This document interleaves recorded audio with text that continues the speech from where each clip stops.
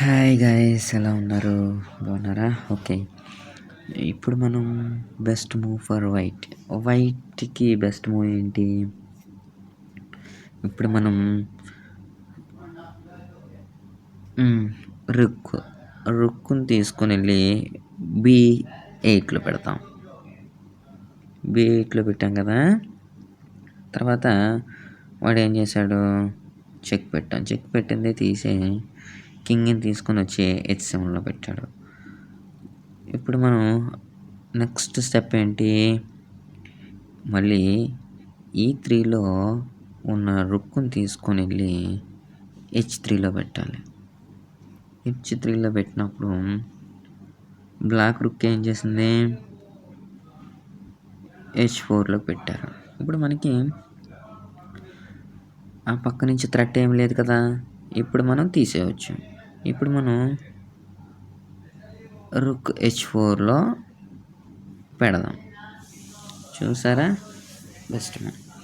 Okay, అలాగే next continue చేద్దాం. ఇప్పుడు బెస్ట్ మూవ్ ఫర్ వైట్ ఏంటి? వైట్ చూసుకునేటట్టయితే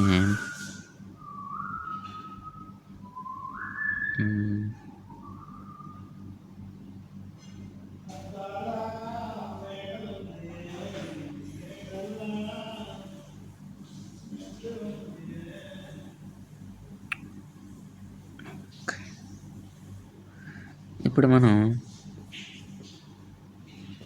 బిషప్ని తీసుకొని వచ్చి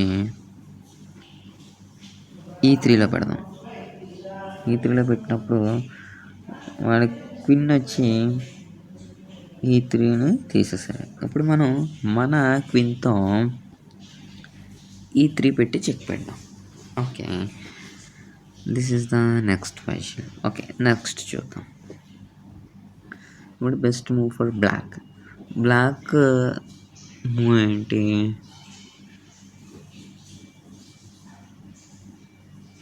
ఇది కొంచెం కష్టంగానే ఉంది. ట్రై చేసి చూద్దాం అది ఎంతవరకు ఏంటి అనేది.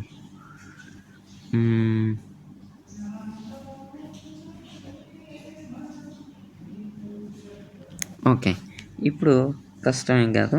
ఇప్పుడు మన క్వీన్ని తీసుకొని వెళ్ళి ఎక్కడ పెడతాం? G2లో పెట్టేద్దాం. అక్కడ మనకు థ్రెట్ ఏం లేదు కదా. ఓకే, ఈ పజిల్ కూడా సక్సెస్ఫుల్ చేసేసాం. ఓకే, నెక్స్ట్ చూద్దాం. బెస్ట్ మూవ్ ఫర్ వైట్ ఏంటి? చెక్ పెట్టారు కదా. ఇప్పుడు మనకి చెక్ ఉంది కాబట్టి ఓకే, G F3. ఓకే,